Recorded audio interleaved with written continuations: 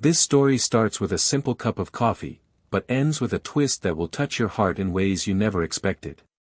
As each moment unfolds, you'll feel the weight of time, the power of love, and the miracle of reunion.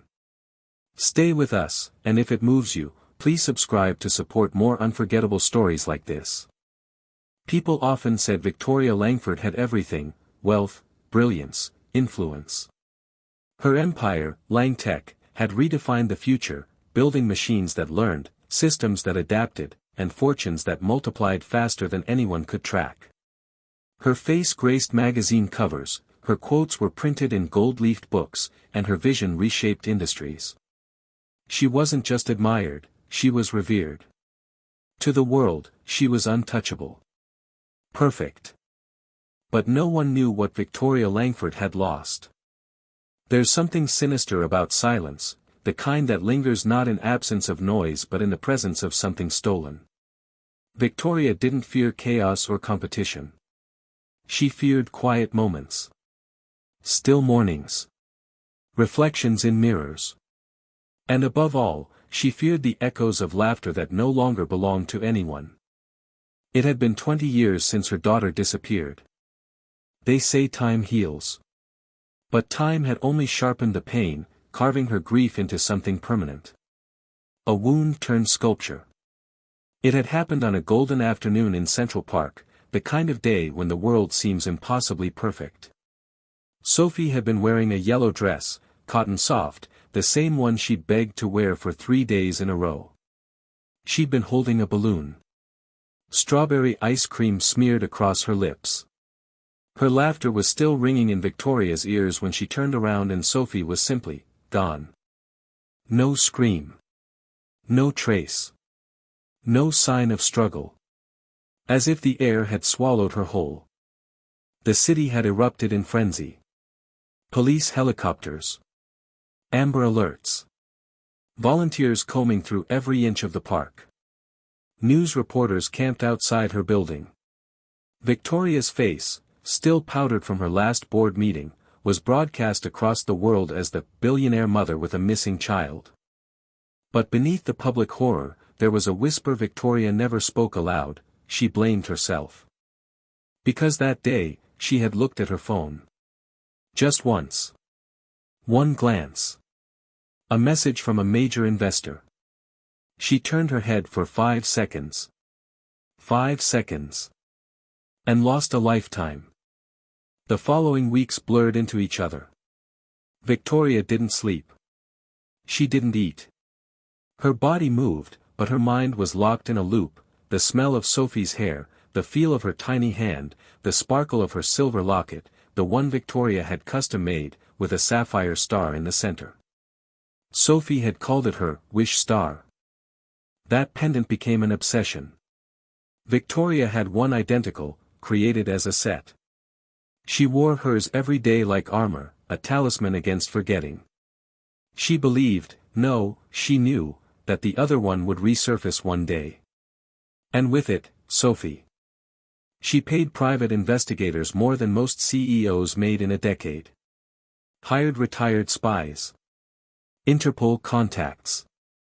She funded facial recognition software before it was even legal. She tracked every child who came into the foster system for years, combing through blurry photos, comparing earlobes, cheekbones, voice patterns. She followed leads into Guatemala, Romania, Tokyo, Cape Town. All of them collapsed into nothing. After a decade, the world moved on. Her board encouraged her to stop making public statements. Public sympathy, they said, has an expiration date. There were whispers that she was obsessed. That she had gone mad. But what no one understood was that Victoria had died the same day Sophie vanished. What remained was a polished mannequin dressed in haute couture, reciting press releases and attending galas for children's charities while her real child remained lost. The loneliness was cruel in its intimacy. No matter how many people surrounded her, there was always a silence that settled just beneath her skin. Like a second heartbeat. A reminder. Even in her dreams, Sophie never grew older. She was always 5. Always reaching. Always just out of reach. Victoria had learned to carry the silence. To speak fluently in grief without making a sound. She turned her pain into precision, into power. Langtech soared. Her fortune multiplied. She became a symbol of resilience. But none of it mattered. She would have burned it all to the ground for one more moment. One more, mommy. One more giggle. After years abroad, London, Zurich, Hong Kong, she quietly returned to the United States. Publicly, it was to invest in a promising tech incubator in Savannah, Georgia. Privately, it was instinct. A strange pull.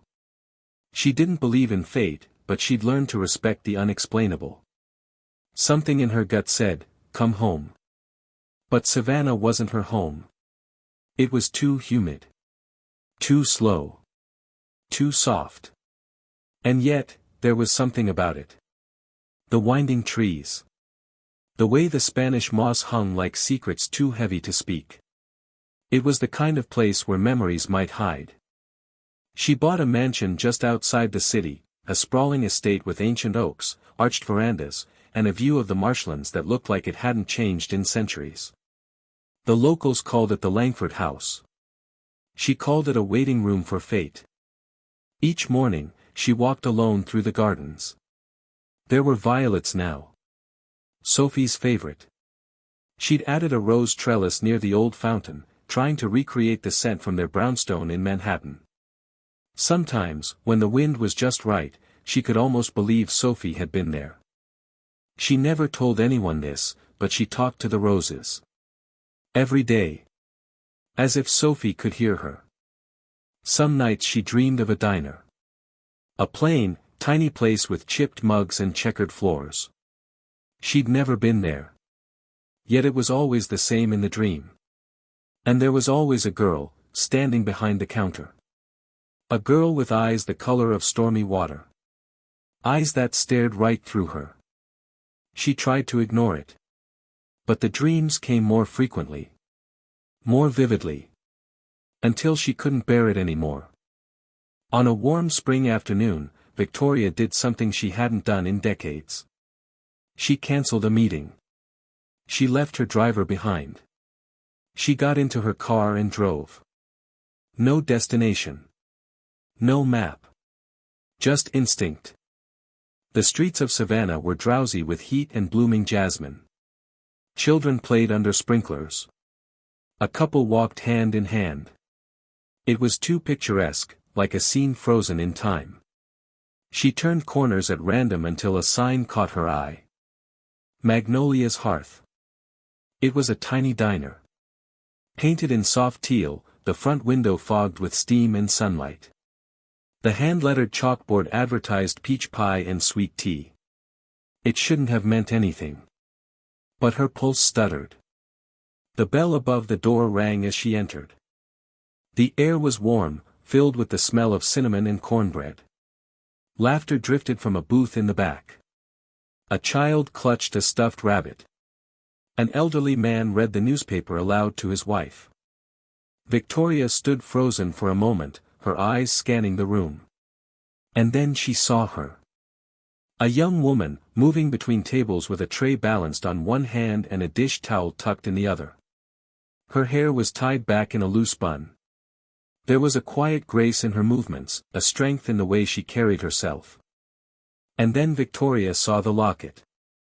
A silver chain. A tiny glint of blue. A sapphire star catching the fluorescent light. Her coffee order never left her lips. The girl looked up, her eyes meeting Victoria's, and in that instant, the world tilted. Not with recognition. Not yet. But with something far more dangerous, familiarity. Victoria sat down, slowly.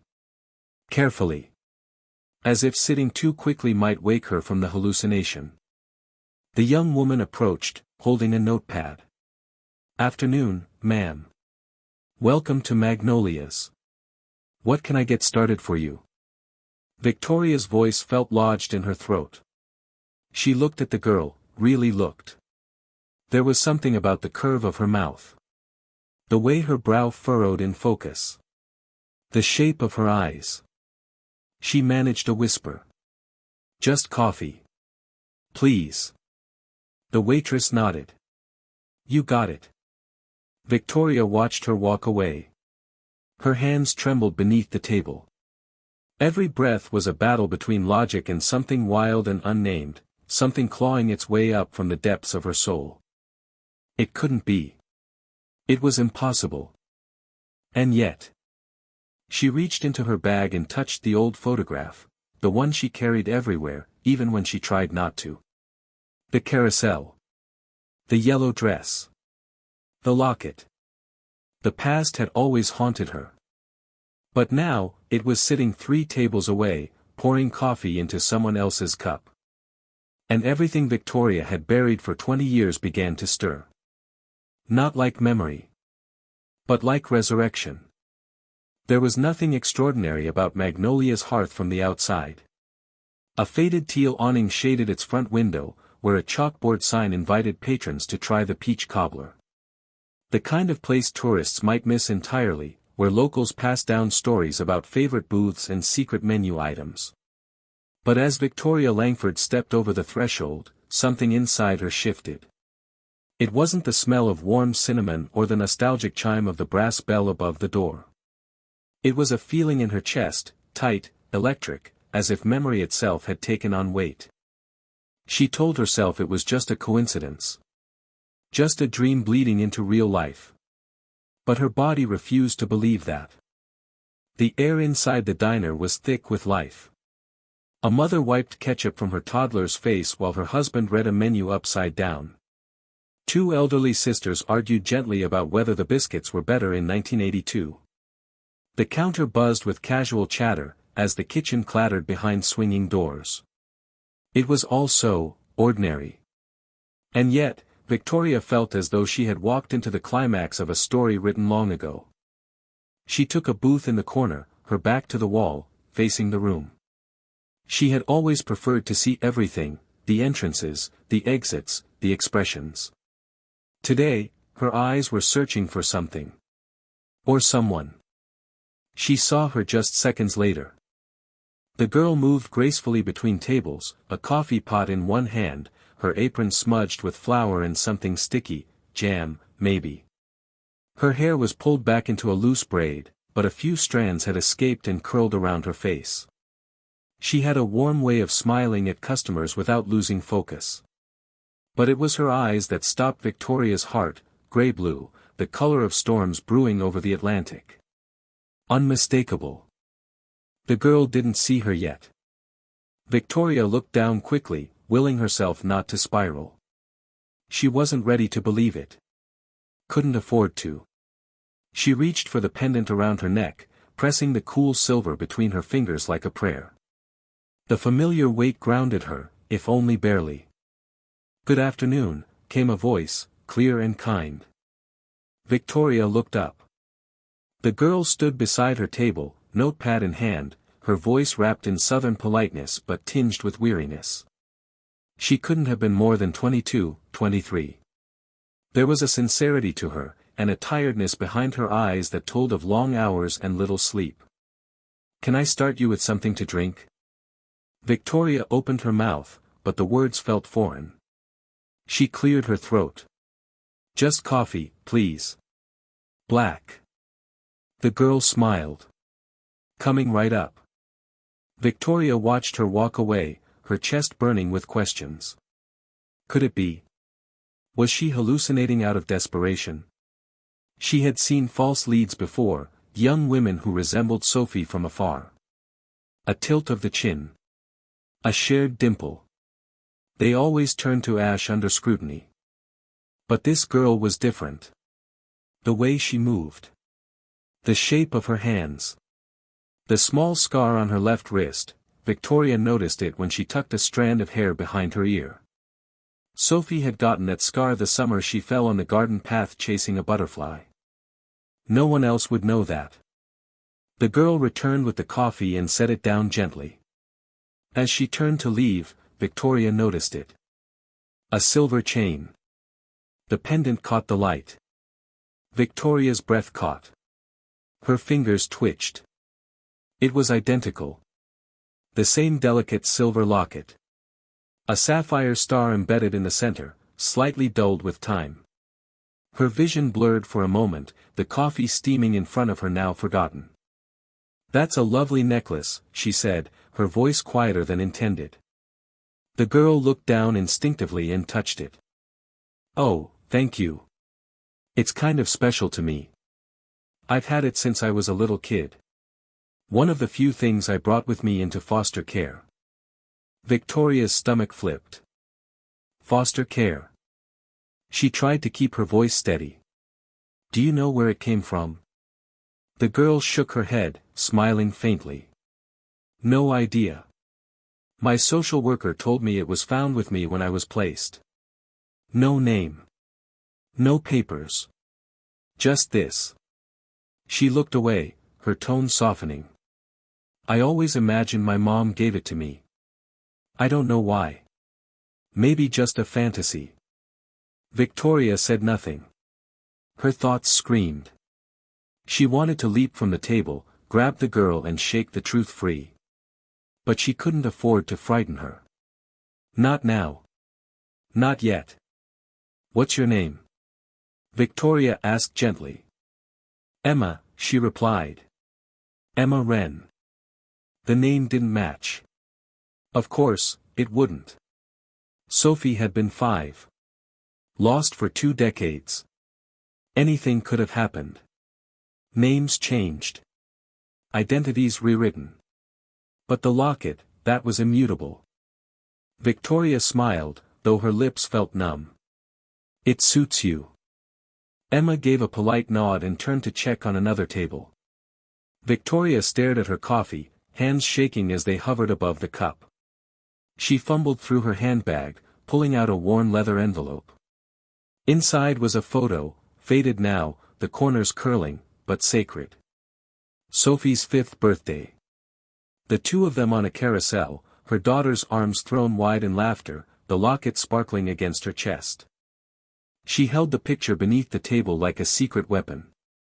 The proof. The relic. Her pulse throbbed in her ears. When Emma returned with the check, Victoria's voice caught her before she could leave again. "Would you mind sitting for a moment?" Emma looked surprised, but not uncomfortable. She glanced around. The lunch rush had died down. "Sure," she said, sliding into the booth across from Victoria. Her expression was curious but open, like someone accustomed to strangers needing someone to talk to. Victoria studied her up close now. The way her lashes framed her eyes. The slight curve of her lips when she wasn't thinking about smiling. "Is everything all right?" Emma asked. Victoria didn't answer. She reached into her bag, pulled out the photo, and placed it between them. Emma leaned forward. The reaction was instant. Her hand flew to her mouth. She stared at the image as though it were a ghost. "This little girl," she murmured. "She looks like me. I mean, exactly like me." Victoria's voice trembled. "That's because it is you." Emma looked up sharply. "I don't understand." "My daughter's name was Sophie," Victoria said slowly, willing each word to land without breaking apart. "She was taken from me 20 years ago. In Central Park. She was wearing that pendant. The same one you're wearing right now." Emma blinked. "No. That's impossible. Your name." "Emma. That was her nickname. I used to call her that when she was small." Emma stood halfway, visibly shaken. "I'm sorry. This is a lot. I don't know you." Victoria's eyes pleaded. "I know. I know how this sounds. But I swear to you, I've looked for you for 20 years. I never stopped. You were everything to me. And you're here. You're alive." Emma's face crumpled, but she didn't run. She sat back down, her fingers trembling as they touched the locket again. "I grew up in the system. No one ever told me anything about where I came from. I always thought I wasn't wanted. Victoria's voice broke. You were wanted. You were loved more than anything in this world. You were taken from me. And I never got the chance to protect you. Emma's eyes filled with tears. I don't know what to say. You don't have to say anything, Victoria whispered. Just, let me be here. Let me hold this moment. Emma nodded slowly, though her expression was still clouded with doubt. How do we know? How can we be sure? We'll do a DNA test. I can arrange it today. But before that, let me show you something. Victoria pulled out her phone and opened a folder. Dozens of photos, Sophie laughing in the snow, Sophie painting, Sophie with chocolate on her nose. Emma stared, mesmerized. I used to dream about these, she whispered. I didn't know they were real. Tears streamed down both their faces. The diner around them blurred. Conversations faded into the distance. The air between them thickened with something that had no name, hope, grief, recognition, fear. And something else, too. A second chance. They sat together in silence, interrupted only by the occasional refill from another waitress who sensed something sacred unfolding in booth number 5. When Emma stood to return to work, she hesitated. I don't know what this is, she said, but I want to find out. If there's even a chance this is true, I have to know. Victoria stood, too, placing a gentle hand on her shoulder. We'll find out together. And just like that, the world tilted again, not in grief, not in loss, but in the quiet, fragile birth of a possibility neither woman dared to dream. The kind that only begins when fate and time and hope collide. The kind that feels like coming home. The world didn't shift all at once, it fractured slowly, like a mirror breaking beneath the weight of truth.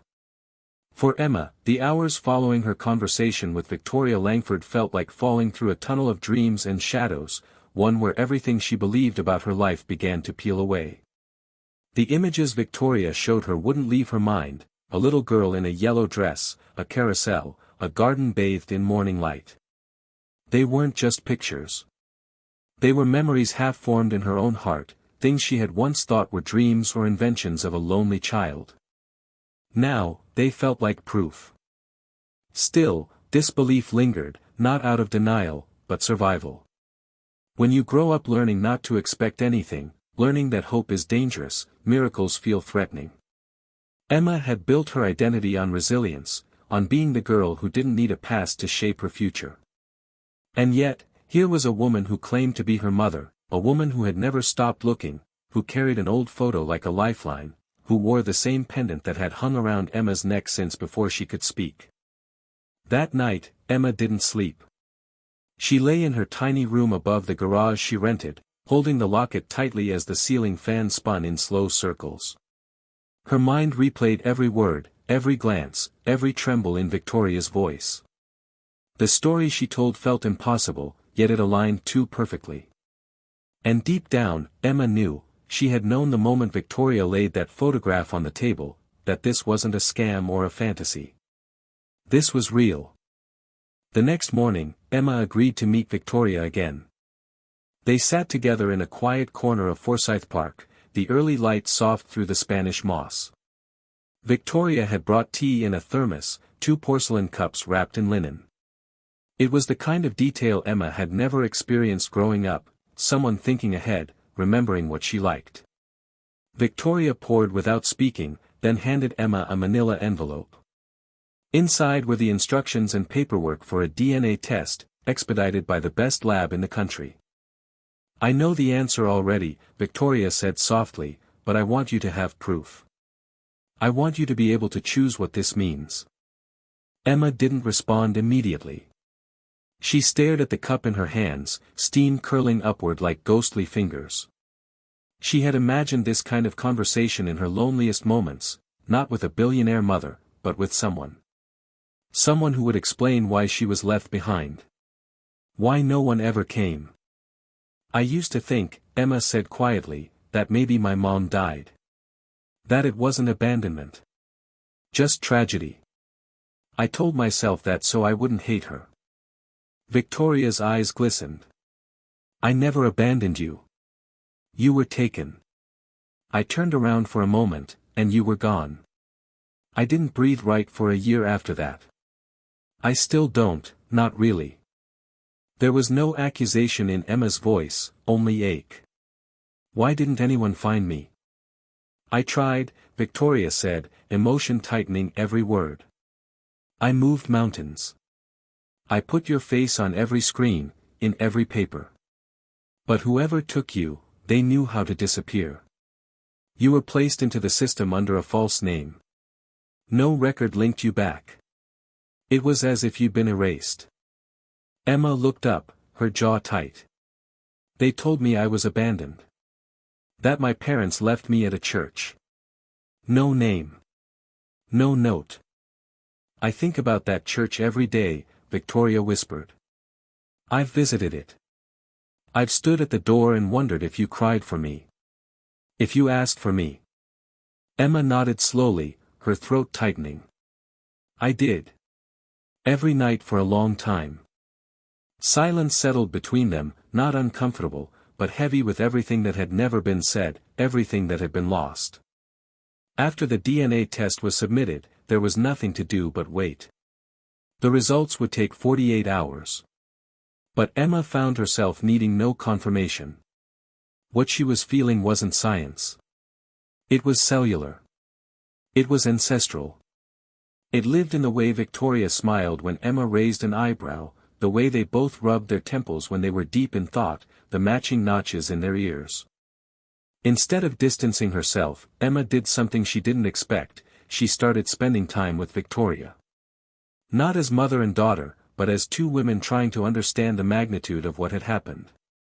They took walks through Savannah's historic district, visited the art museum, sat in silence by the water. Victoria never pushed. Never asked for anything. She simply showed up, with patience and warmth and an unshakable tenderness. Emma told her about the foster homes. Some good. Some terrible. One woman, Miss Geraldine, had taught her how to bake banana bread.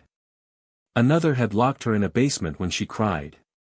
She'd learned early how to hide her sadness behind humor, how to anticipate what people needed in order to be kept, to be fed, to be left alone. I always felt like something was missing, she said once, as they sat beneath a canopy of trees. I didn't know it was a person. Victoria reached over, her voice raw. It was me. And I felt it too. Every second of every day. On the third day, the call came. Emma held her breath as the doctor confirmed what they both already knew. You are biologically matched. A 99.9999% probability. You are mother and daughter. Emma didn't cry. She didn't scream. She simply sat down, gently, as though her body had finally exhaled after 20 years. That evening, Victoria invited her to the Langford estate in Sonoma County. Not permanently. Just for a visit. Emma hesitated, but something inside her said yes. Maybe it was the desire to understand where she came from, or maybe it was the quiet hope she could finally belong somewhere.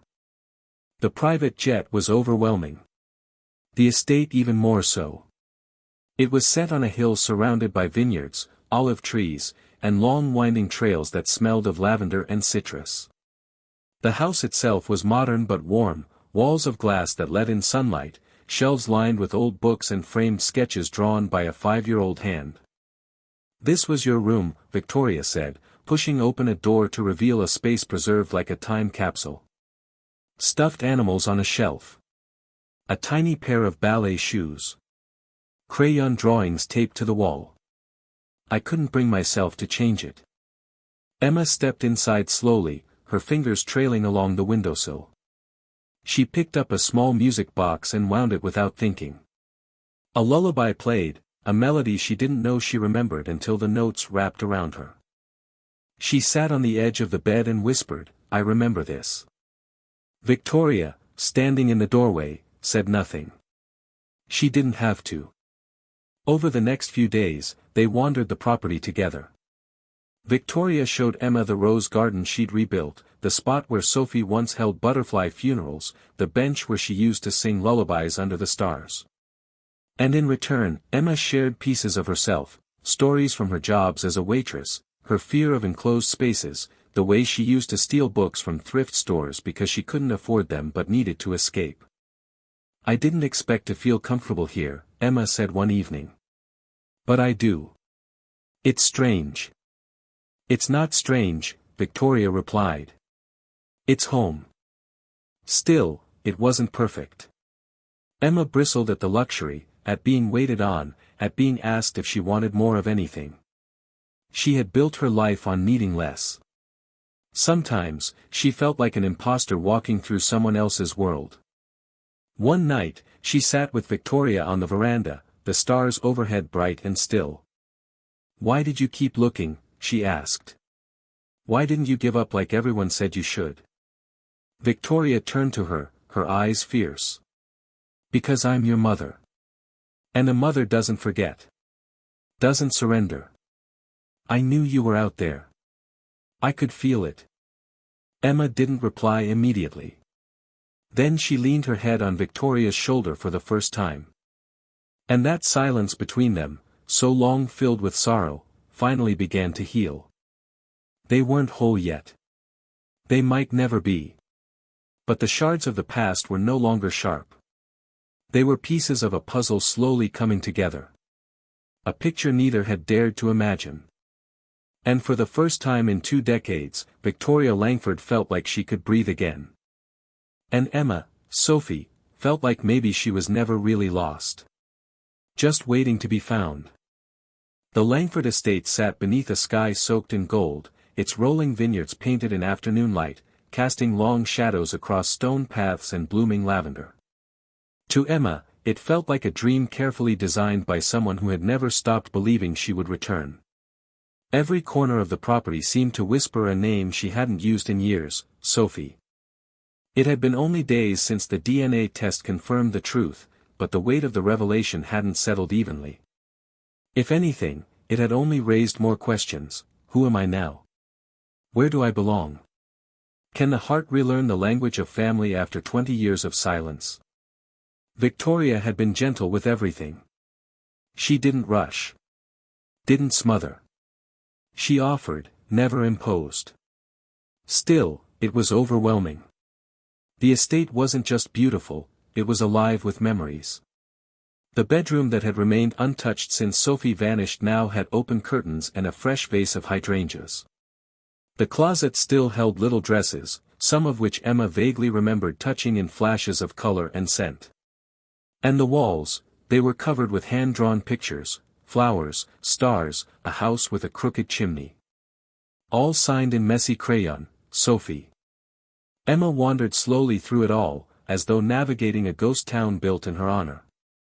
One morning, Victoria led her down a narrow path that twisted through a grove of olive trees and opened into a hidden courtyard. At the center stood a fountain made of gray stone, its edges softened by moss. It was quiet there, the kind of quiet that feels sacred. "I used to sit here," Victoria said, her voice barely above a whisper. "I'd close my eyes and imagine you were just playing around the corner. That you'd come running in any moment, laughing, covered in dirt." Emma knelt by the fountain's edge, her fingers skimming the cool water. "I used to dream of a place like this," she murmured. "I didn't know it was real." They stayed like that for a while, saying little. It was enough. In truth, most of their healing didn't come from grand gestures or dramatic conversations. It came in the small, unexpected spaces between. Sharing tea on the veranda. Reading old letters Victoria had written to Sophie over the years but never sent. Watching the sun sink behind the vineyard while the wind tangled Emma's hair and carried Victoria's silence to safer places. And yet, despite the beauty and softness of it all, Emma struggled. She wasn't used to being cared for. She had spent her entire life building walls high enough to protect herself, learning to stand without leaning. Luxury made her uncomfortable. Kindness made her wary. When the staff offered to do her laundry or turn down her bed, she flinched, not because she was ungrateful, but because it reminded her of all the years no one had done those things at all. One evening, over a simple dinner of roasted vegetables and warm bread, she confessed it. "I feel like I'm wearing someone else's life," she said, pushing a piece of asparagus to the side of her plate. "Like I broke into this world, and one day someone's going to come tell me it was all a mistake." Victoria's face didn't shift. She had long learned to listen without interruption, especially when emotions ran deepest. "You're not wearing someone else's life," she said. "You're reclaiming your own." Emma shook her head. "This place, the comfort. I don't know how to fit inside it. I don't know how to stop surviving." Victoria leaned forward, her eyes glassy but steady. "Then let me show you how to live." It wasn't easy. Some days were fragile. Others were filled with laughter that felt surprisingly natural. They started traditions without calling them that. Sunday breakfasts in pajamas. Journaling together before bed, Victoria wrote letters to the little girl she lost, Emma wrote letters to the woman she was becoming. They read to each other from books Victoria used to read to Sophie. The words, once echoes, now found new life. One afternoon, Victoria pulled out an old wooden chest from the attic. It creaked open to reveal a photo album bound in worn leather. "I started this after you were born," she explained, thumbing through pages filled with photos, newspaper clippings, hospital bracelets. "I thought if I ever forgot anything, I could find it here." Emma sat beside her, knees drawn up, staring at a photo of herself, no more than 3 years old, in a yellow sundress, holding a daisy in one hand and Victoria's hand in the other. "That dress," Emma said slowly. "I remember it. I used to twirl in it until I got dizzy." Victoria laughed through her tears. "You refused to take it off for 3 straight weeks. I had to wash it while you were asleep." They went through every page, every memory. When they reached a blank section at the end, Emma turned to her mother and asked, "Can we add new pages?" Victoria took her hand. "That's all I've ever wanted." But the road to healing wasn't without detours. Emma often found herself awake at night, tangled in the quiet. Grief had a funny way of echoing even in moments of joy. She missed things she never had, her father's voice, a childhood uninterrupted, a lifetime of birthdays that passed unnoticed. One night, as she stood under the stars by the rose garden, she whispered into the darkness, "I should be whole, but I feel split in two." Victoria found her there, barefoot in the dew, her arms wrapped around herself. "He would have loved you," she said gently. "Your father. He was softer than I was. He cried during commercials and always brought you flowers when you were sad. He died before I found you." I think the guilt broke something inside him. Emma's breath caught. "I never even got to meet him." Victoria pulled her close. "But you carry him. In your laugh. In the way you tilt your head when you're thinking. You're his daughter, even without the years." They stood together in the dark, and this time, the silence wasn't heavy. It was sacred. A week later, Victoria surprised Emma with something unexpected. They drove into the city, where a local community center hosted weekly volunteer sessions for foster youth. The director, a woman named Darlene, welcomed Emma like an old friend. "She told me you might want to meet kids who've been where you've been," Victoria said. "No pressure. Just, an open door." Emma stepped inside, uncertain, but the moment she saw the kids, bright eyes, mismatched shoes, guarded smiles, something inside her unlocked. She spent hours reading to them, baking cookies, painting murals on the wall. She wasn't trying to fix them. She just wanted them to feel seen. That night, she sat at the kitchen table with Victoria, her cheeks still smudged with blue paint. "I think I want to start something," she said. "A program. For kids in foster care. Somewhere safe. Somewhere that feels like home, even if just for an hour. Victoria reached across the table, her voice soft with pride. Let's build it together. In the weeks that followed, the estate became a haven not just for Emma, but for a vision much larger than herself. They held planning sessions in the Rose Garden. Victoria connected her with legal teams and non-profit consultants. Emma picked out the name, the Wish Star Foundation. It's for the ones who don't have anyone looking for them, she said. And for the ones who do. Together, mother and daughter laid the foundation, not just of a building, but of something far more enduring. Something born not from perfection, but from pain. Not from the life they were given, but from the one they chose to rebuild. And slowly, quietly, love began to bloom, not as a fairy tale, not as compensation for the years lost, but as truth earned in vulnerability, watered by forgiveness. Emma still had bad days. So did Victoria. But they learned how to hold space for each other, how to show up without needing to fix. And in doing so, they created something that felt like family, not just blood, not just history, but commitment. A mother who never stopped searching. A daughter who finally let herself be found.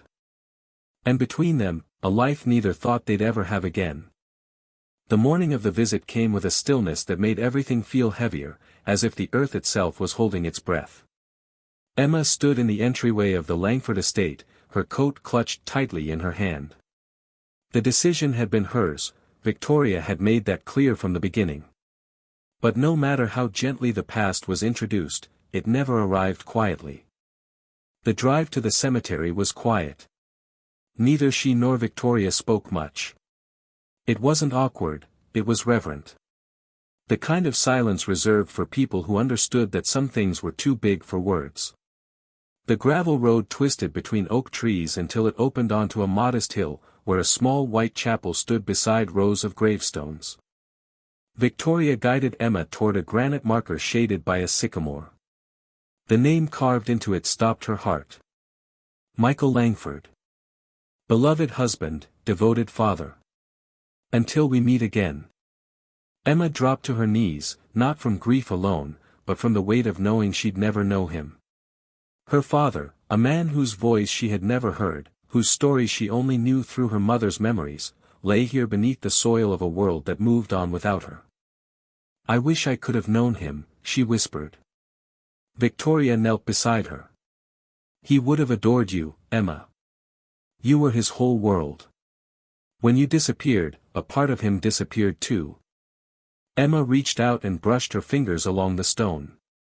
What was he like? He was kind, Victoria said, her voice thick. He was the kind of man who listened with his whole heart. He laughed with his eyes. He read you bedtime stories even after you fell asleep. He brought me flowers every Sunday. I think, if he had lived to see this day, he would have never stopped holding you. They stayed there a long time, not speaking, letting the breeze carry the words neither of them could say aloud.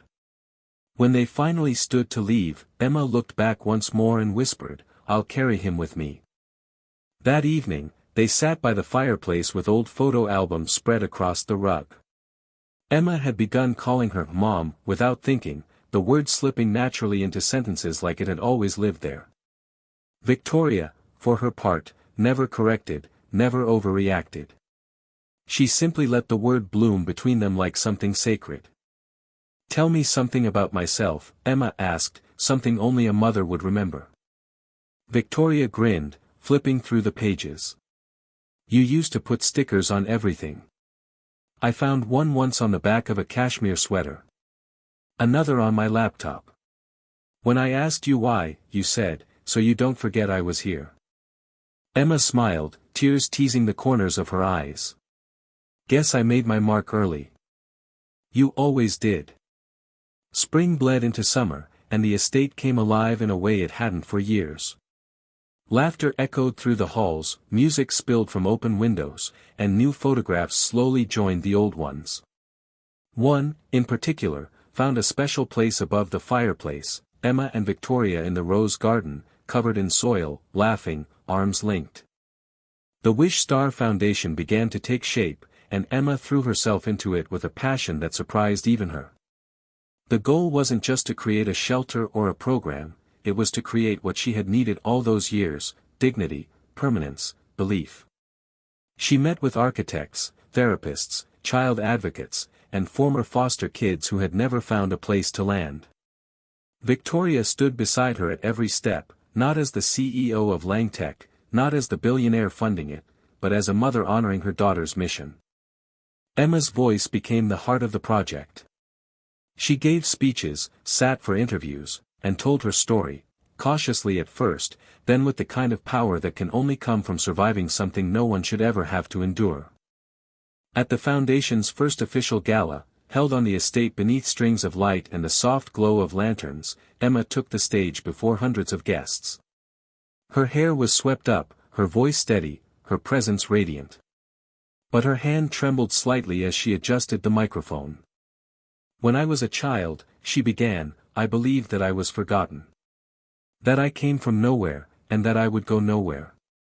That's what happens when you're lost in the system, you begin to believe the lie that no one is looking for you."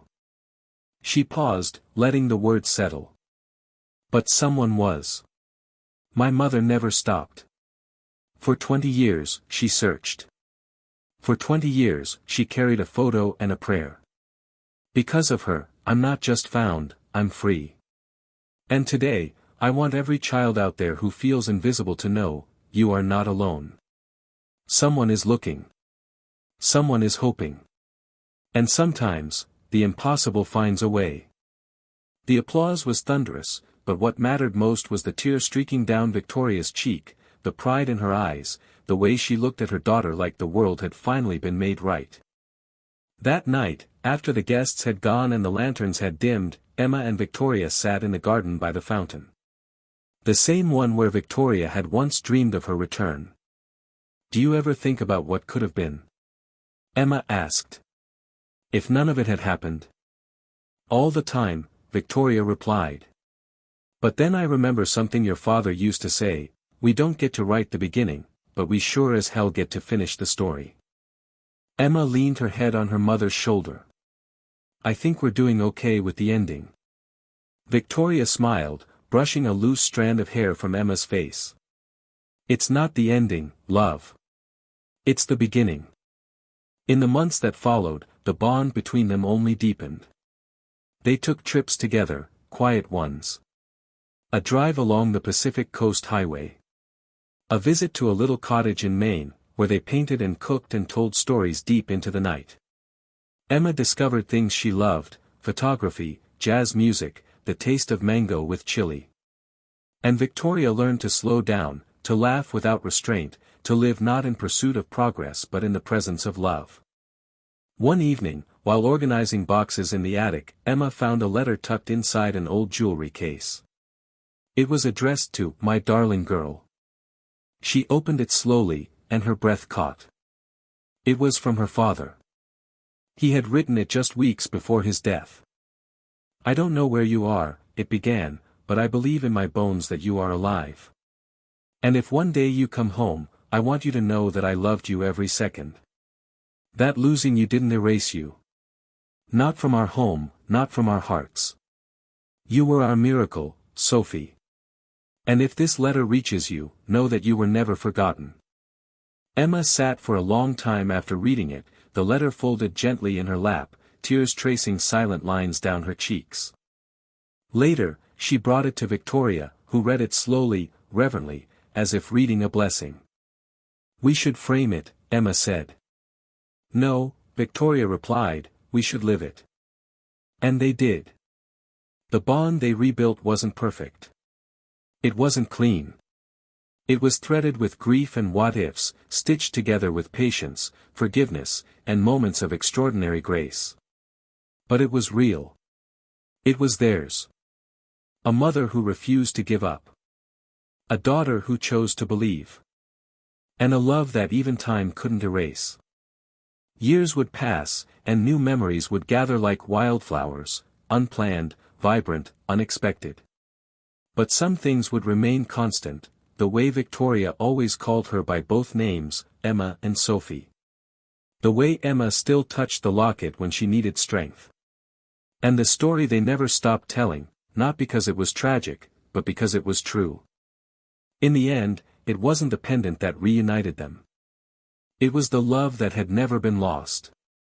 The kind of love that survives the silence. The kind of love that time can never forget. Some stories leave a mark.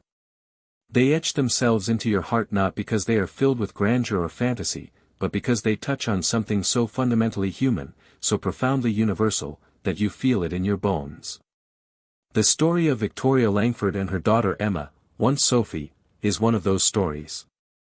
It's a story about time, memory, pain, and ultimately, the extraordinary power of love to survive what should have destroyed it. Let's walk through this story one final time, not just as a narrative, but as an emotional journey. It begins with silence. A silence that doesn't announce itself, but grows slowly, like a shadow stretching across someone's life.